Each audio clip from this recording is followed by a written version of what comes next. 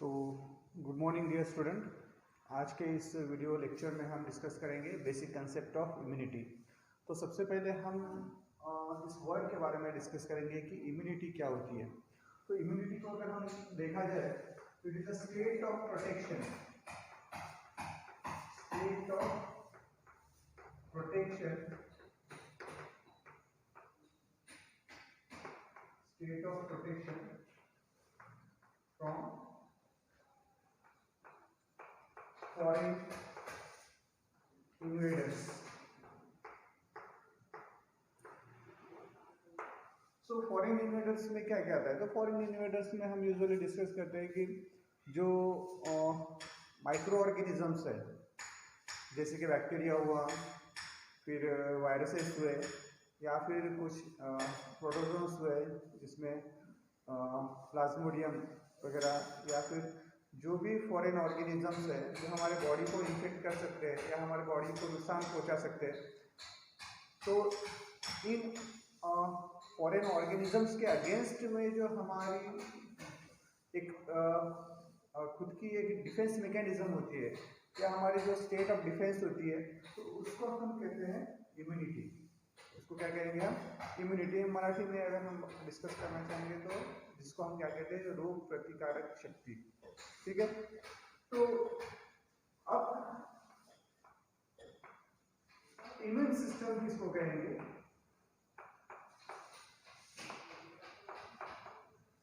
तो generally immune system को हम कहते हैं डिफेंस सिस्टम।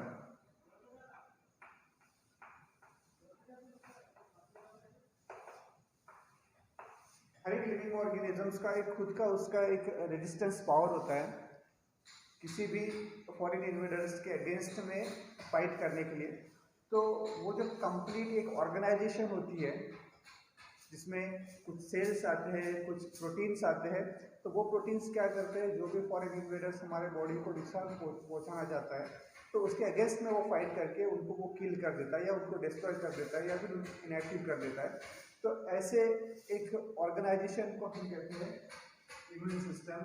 सिंपल लैंग्वेज में अगर हम उसको कहना चाहेंगे तो डिफेंस सिस्टम। तो every organism have its own mechanism और own system that helps to provide protection against the foreign invaders. तो फॉरेन इन्वेडर्स के अगेंस्ट में प्रोटेक्शन करने के लिए हर एक लिविंग ऑर्गेनिज्म के पास में कुछ ना कुछ क्या होता है? खुद का एक रेजिस्टेंस मैकेनिज्म होता है या खुद का एक प्रोटेक्शन पावर होता है। तो ऐसे ग्रुप ऑफ ऑर्गेनाइजेशन को हम क्या कहेंगे? Immune system. अभी हम टाइप्स के बारे में अगर डिस्कस करेंगे तो इम्यूनिटी कैसे होती है और किस टाइप की इम्यूनिटी होती है। तो टाइप्स ऑफ इम्यूनिटी अगर हम डिस्कस करते हैं या फिर उसके पहले हम देखेंगे कि इम्यून सिस्टम जो है वो वर्क कैसे करता है। इम्यून सिस्टम के जो फंक्शंस होते हैं, the basic functions of immune system. The first one is recognition,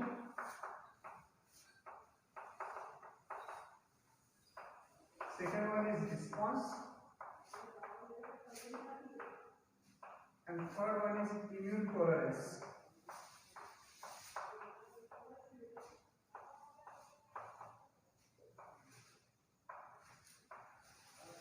तो हमारी जो इम्यून सिस्टम होती है, जिसको हम कहेंगे हमारा जो खुद का जो डिफेंस मैकेनिज्म होता है या हमारा जो डिफेंस सिस्टम होता है, वो काम कैसे करता है। तो इसके तीन मेन फंक्शंस होते हैं। पहला होता है रिकॉग्निशन, दूसरा होता है रिस्पांस और तीसरा होता है इम्यून टॉलरेंस। रिकॉग्निशन किसको कहेंगे? यानी हमारी जो इम्यून सिस्टम है वो फॉरेन जो भी इन्वेडर्स आते हैं, बैक्टीरिया या हम उसको कहेंगे वायरसेस, जो हमारे बॉडी का पार्ट नहीं है, जिसको हम कहेंगे नॉन सेल्स।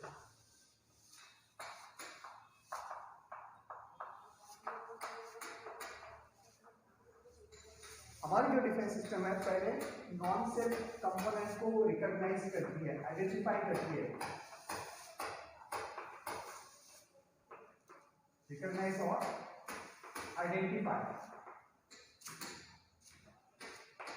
सबसे पहले हमारे इम्यून सिस्टम जो है हमारे सेल का जो कंपोनेंट नहीं है या जिसको हमारी सेल क्या कंसीडर करती है? नॉन सेल, उसको वो रिकॉग्नाइज करती है, आइडेंटिफाई करती है और उसके बाद में वो क्या कर देती है? अपना रिस्पॉन्स शो करती है। तो रिस्पॉन्स जो है वो दो टाइप का हो सकता है। वो एक होता है ह्यूमरल एंड सेल मीडिएटेड।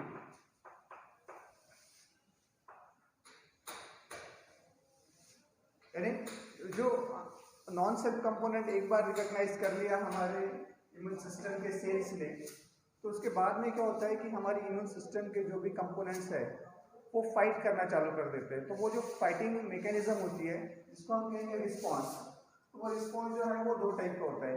एक होता है ह्यूमरल इम्यून रिस्पॉन्स जिसको कहेंगे, और दूसरे को हम कहेंगे सेल मीडिएटेड इम्यून रिस्पॉन्स। तो basically these are immune response. ये इम्यून रिस्पॉन्सेस हैं। तो दो टाइप के इम्यून रिस्पॉन्सेस होते हैं। एक होता है ह्यूमरल जो कि एंटीबॉडी मीडिएटेड होता है, और दूसरा होता है सेल मीडिएटेड इम्यून रिस्पॉन्स जिसमें कि different cells are involved to encounter the foreign invaders. तीसरा जो फंक्शन होता है इम्यून टॉलरेंस, ये नॉन रिस्पॉन्सिव स्टेट होती है।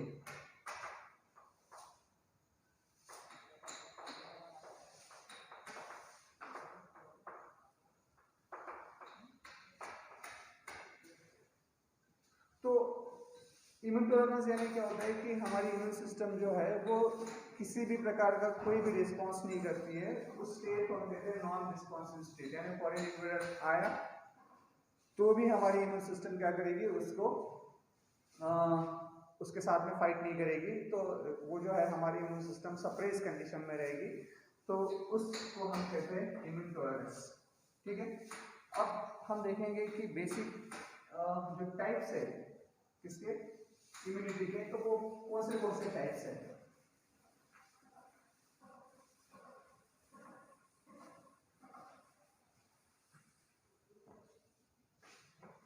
Types of immunity.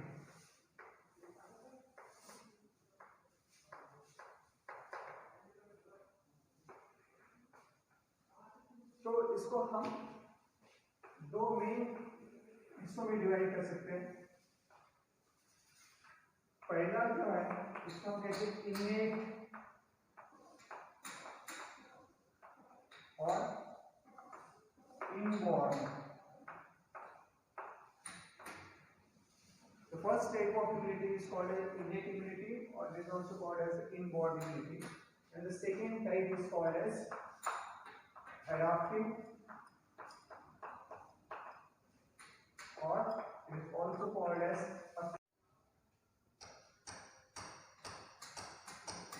जो innate या जिसको कहेंगे inborn immunity होती है, this is the first line of defense.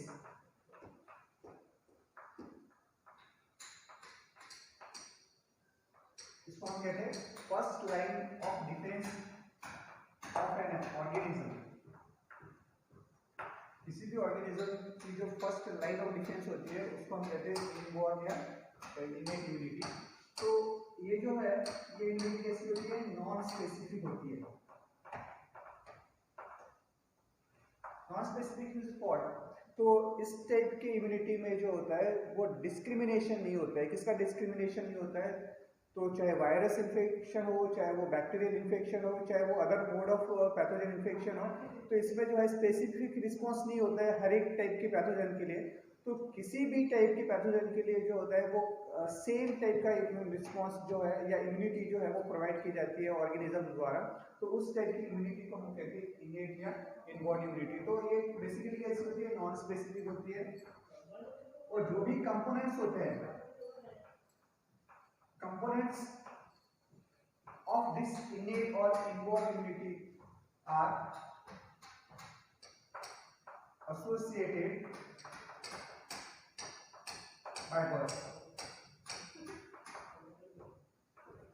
यानी जितने भी वो जो कंपोनेंट्स रहेंगे इम्यूनिटी के वो बाय बर्थ हमको हमारे साथ आएंगे। तो उस टाइप की इम्यूनिटी को हम कहेंगे इनेट या इनबॉर्न इम्यूनिटी।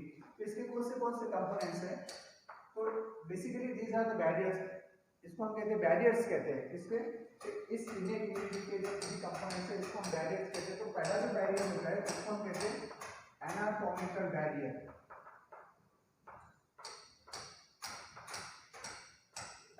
बैरियर, दूसरा जो होता है वो होता है फिजियोलॉजिकल बैरियर,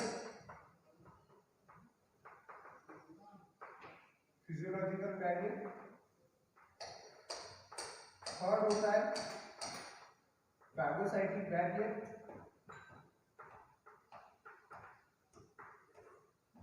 और फोर्थ जो होता है वो होता है inflammation. So these four are the components of innate immunity which are associated by birth with the organisms. ठीक है, एनाटॉमिकल बैरियर्स में यूजुअली स्किन हुआ या फिर जो भी म्यूकस मेम्ब्रेन हुई तो वो एसोसिएटेड होती है एनाटॉमिकल बैरियर से। फिजियोलॉजिकल बैरियर्स से जो टेम्परेचर होता है, बॉडी का टेम्परेचर हुआ, फिर पीएच हुआ, so these are associated with the physiological barrier. Phagocytic barriers में phagocytic cells are involve, and the last one is inflammation. So this is the complex process which involved some stage till the organism that we will discuss after.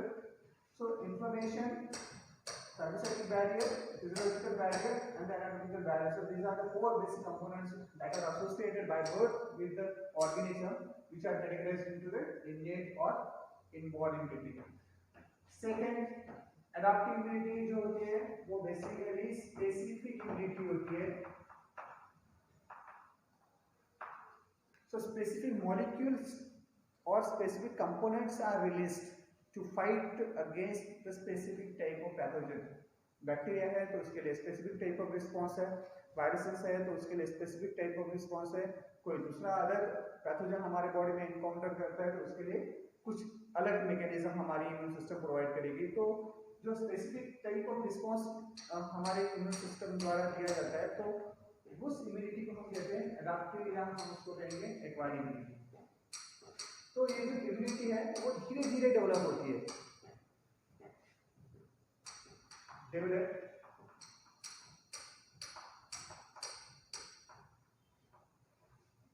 throughout the life process.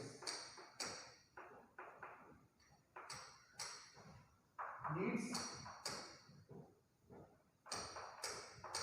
antigenic stimulus.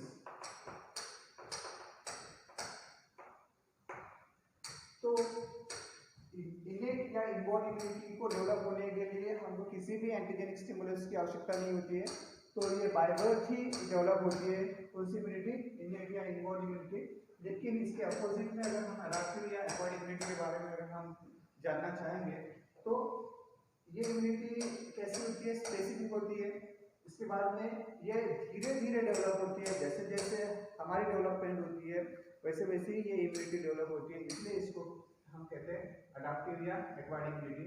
तो ये immunity develop होने के लिए आपको क्या चाहिए होता है, एंटीजेनिक स्टिमुलस, यानी जब तक आपके बॉडी में पर्टिकुलर एंटीजन नहीं जाएगा आपकी बॉडी जो है उस एंटीजन के अगेंस्ट में जो है इम्यूनिटी डेवलप नहीं करेगी। तो जब एंटीजन हमारे बॉडी में जाता है या किसी भी ऑर्गेनिज्म के अंदर जाता है तो उसके अगेंस्ट में जो उस ऑर्गेनिज्म की जो बॉडी जो है या इम्यून सिस्टम जो डेवलप होती है तो उस इम्यून सिस्टम को हम कहते हैं एडाप्टिव या एक्वायर्ड इम्यूनिटी। ठीक है, तो इसके बेसिक जो है वो दो टाइप है, एक को कहेंगे हम एक्टिव और दूसरे को कहेंगे हम पैसिव। तो एक टाइप जो है उसको कहेंगे हम एक्टिव एडाप्टिव या एक्वायर्ड इम्यूनिटी और दूसरी जो है उसको क्या कहेंगे हम पैसिव एडाप्टिव इम्यूनिटी। ठीक है, अब एक्टिव और पैसिव में क्या बेसिक डिफरेंस है, तो एक्टिव में जो है होस्ट इम्यून सिस्टम इन्वॉल्व होता है, host immune system is involve, और इसमें जो रहता है पैसिव इम्यूनिटी में host immune system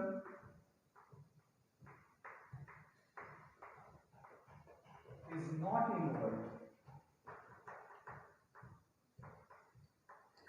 So this is the basic difference. तो एक्टिव एडाप्टिव इम्यूनिटी में उस ऑर्गेनिज्म की खुद की इम्यूनिटी इन्वॉल्व होती है प्रोटेक्शन के लिए, और पैसिव एडाप्टिव इम्यूनिटी में जो है उसकी खुद की इम्यूनिटी जो है या उसकी खुद की इम्यून सिस्टम जो है वो इन्वॉल्व नहीं होती है प्रोटेक्शन के लिए। अब इसके जो एंटीजेनिक जो सोर्स है, हमने देखा है कि इम्यूनिटी कब डेवलप होती है, जब तक आपको एंटीजेनिक स्टिमुलस नहीं मिलता है या जब तक आपके बॉडी में कोई एंटीजन नहीं जाता है तब तक ये इम्यूनिटी डेवलप नहीं होती है। तो एक्टिव इम्यूनिटी में जो एंटीजेनिक स्टिमुलस जो है वो आपके बॉडी में किस तरीके से जाता है, तो उसके बेसिस पे इसके दो टाइप है, एक है नेचुरल और दूसरा है आर्टिफिशियल। अब नेचुरल एक्टिव में क्या होता है, जो एंटीजेनिक स्टिमुलस जो होता है,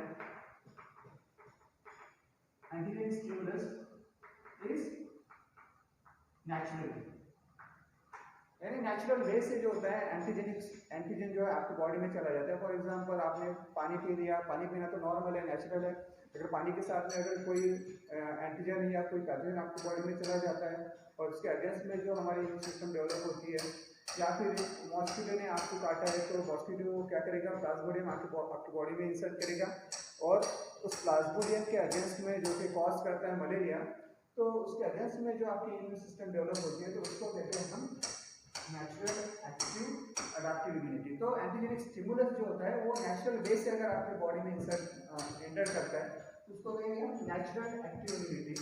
अगर आर्टिफिशियली या फिर इंटेंशनली अगर एंटीजेनिक स्टिमुलस आपके बॉडी में एंटर करता है तो उसको कहेंगे हम आर्टिफिशियल। इसका एग्जांपल क्या है, वैक्सीनेशन, वैक्सीन।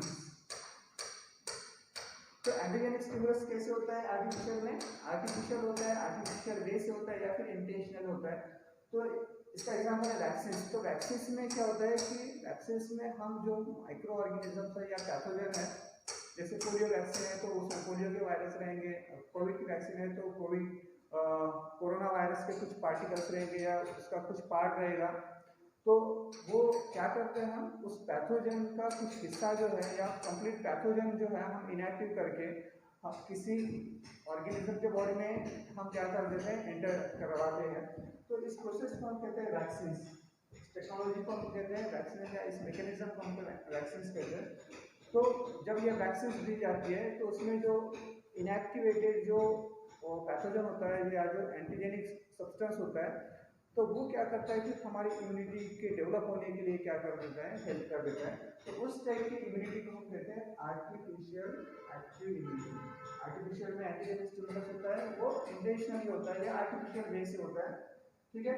अब पैसिव में क्या होता है, पैसिव में होस्ट इम्यून सिस्टम जो होती है वो इन्वॉल्व नहीं होती है। अब जो इम्यूनिटी जो आपको प्रोवाइड की जाती है, how the immunity is provided to you or provided to any organism, on that basis the passive adaptive immunity is again categorized into two types. One is natural, second one is artificial.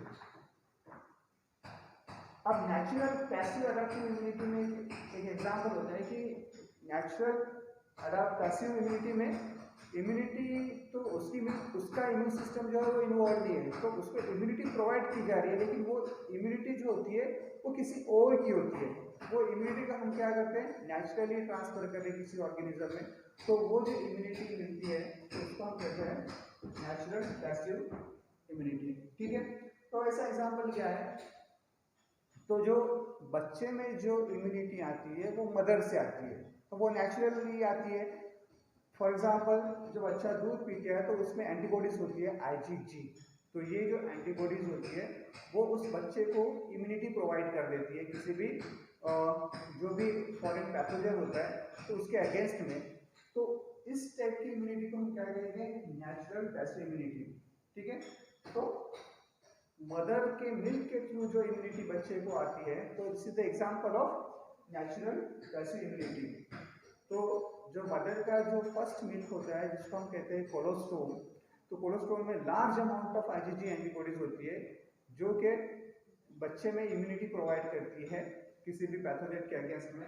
तो ये जो example है वो किसका है, natural का। Artificial में क्या होता है, आर्टिफिशियल में हम जो इम्यूनिटी ट्रांसफर कर रहे हैं किसी दूसरे ऑर्गेनिज्म में वो इंटेंशनली होता है। जैसे कि अभी कोविड के पैंडेमिक में आपने सुना होगा कि हम प्लाज्मा ट्रांसफर डोनेट कर रहे हैं या प्लाज्मा ट्रांसफर कर रहे हैं एज अ थेरेपी करके या एज अ ट्रीटमेंट करके कोविड पेशेंट के लिए। तो उस प्लाज्मा में क्या होता है, प्लाज्मा में एंटीबॉडीज होती है इसके अगेंस्ट जो भी पेशेंट रिकवर्ड हुए हैं किससे, कोविड से। तो कोविड के पेशेंट जो है उनमें जो कोरोना वायरस के अगेंस्ट में जो एंटीबॉडीज प्रेजेंट थी, हम उसका यूज़ कर रहे हैं। उस एंटीबॉडीज को हम डायरेक्टली ट्रांसफर कर रहे हैं किसी जो अभी इन्फेक्टेड इंडिविजुअल है उसके ब्लड में, ताकि क्या होगा कि वो जो एंटीबॉडीज है वो उस कोरोना वायरस के अगेंस्ट में फाइट करके फिर उस कोरोना वायरस को क्या करें, डिस्ट्रॉय कर देंगे या फिर उसको किल कर देंगे। तो ये जो मैकेनिज्म है या फिर ये जो टाइप है उसको क्या कहते हैं, आर्टिफिशियल। तो इसमें इम्यूनिटी हम किसी दूसरे के बॉडी में हम ट्रांसफर कर रहे हैं। तो वो जो ट्रांसफर है वो कैसा है, आर्टिफिशियल है या फिर इंटेंशनल है, तो उसको हम कहते हैं आर्टिफिशियल। इसका एग्जांपल क्या है, कन्वलेसेंट सीरम जो हमने डिस्कस किया है कि प्लाज्मा हम ले रहे हैं किसी पेशेंट का, तो this is the example of artificial passive immunity. So this is all about the types of immunity. Thank you.